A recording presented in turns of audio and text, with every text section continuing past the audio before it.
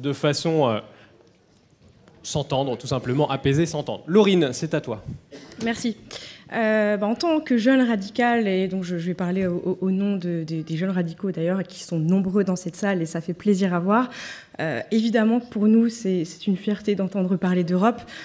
C'est ancré dans notre ADN, et pour bon nombre d'entre nous, c'est une des valeurs pour lesquelles on a adhéré dans ce parti. Donc voilà, on y est, on parle enfin d'Europe, et on est à quelques mois des échéances européennes. Donc c'est vraiment quelque chose, on doit nous entendre parler d'Europe, parce que ça fait partie de notre ADN. Alors en tant que strasbourgeoise, et je vois plusieurs barinois et alsaciens et strasbourgeois dans la salle, je veux dire mon attachement à ce que fait l'Europe pour nous, parce qu'on pense parfois à ce qui ne va pas, mais l'Europe, c'est au quotidien énormément de positifs. Alors en tant que transfrontalier, personnellement, moi je le vis tous les jours, hein, je suis à quelques kilomètres de Kiel, donc j'ai régulièrement des échanges transfrontaliers avec notamment l'Allemagne. Et je pense que c'est très important de rappeler que l'Europe, elle nous aide tous, quelles que soient nos professions, quelle que soit la région dans laquelle on vit, elle nous aide tous au quotidien. Alors donc pour ce qui est des propositions, je ne vais pas rajouter grand-chose à ce que Dominique a très bien énoncé, et ce manifeste est très clair et appuie sur les points essentiels sur lesquels on doit lutter. Mais je vais quand même vous faire du coup... on va dire, approfondir quelques propositions qui sont chères aux jeunes radicaux, alors notamment sur le droit des femmes. On a vu ce matin une très belle vidéo sur justement qu'est-ce qu'on peut faire de plus pour l'égalité homme-femme.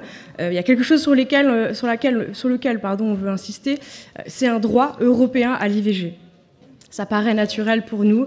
On a notre chère Simone Veil, qui nous est chère à tous, qui a permis à ce qu'en France, ce soit quelque chose qui soit tout à fait naturel, mais on oublie que dans beaucoup de pays européens, je cite la Hongrie, la Pologne, même l'Espagne, l'Italie, ça peut être compliqué aussi. Je cite un chiffre, en Italie, 7 médecins sur 10 sont très, très réticents à pratiquer l'IVG. La Pologne a récemment vraiment durci les règles en la matière. Donc je pense que voilà, même si l'Europe, c'est pas forcément facile d'agir là-dessus, on doit vraiment prôner un droit européen à l'IVG. Et être ferme là-dessus.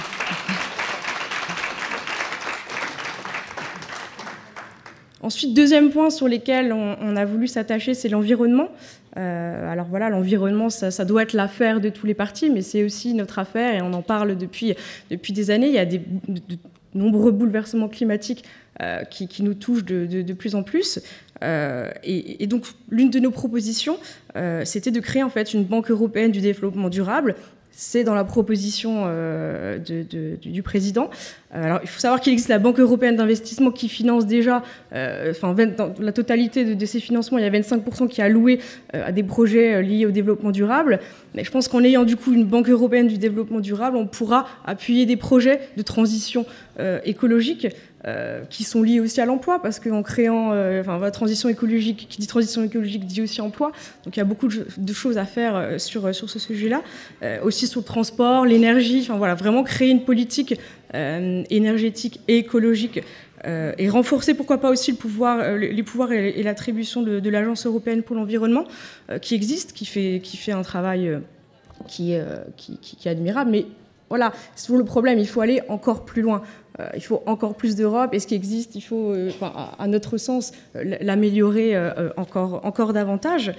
Ensuite, Dominique l'a évoqué, donc je vais être assez brève là-dessus, mais au niveau de la migration, nous, on pense qu'il faudrait évidemment une politique migratoire commune.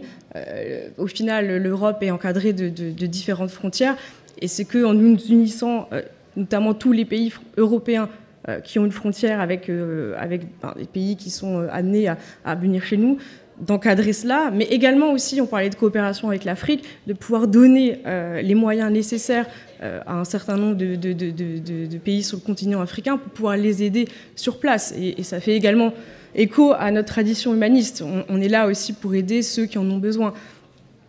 Donc je pense qu'il faudrait agir plus sur cette partie-là.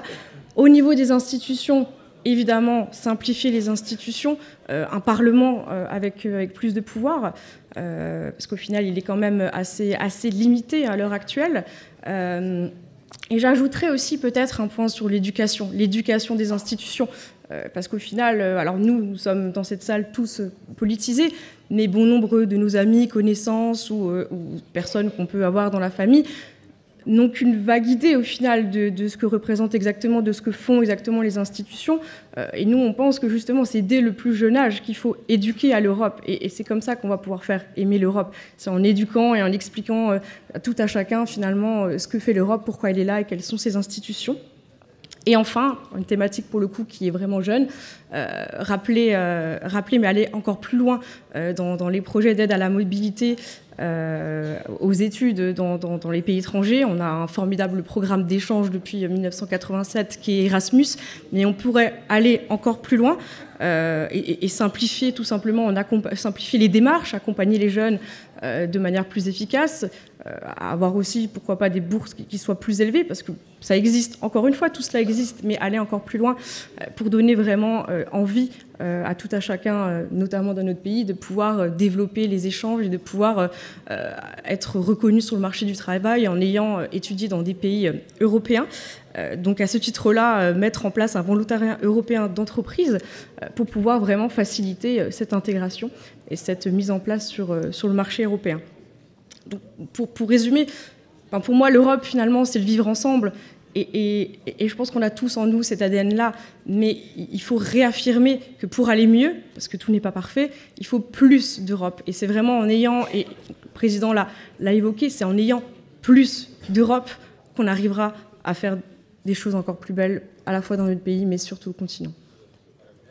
Voilà.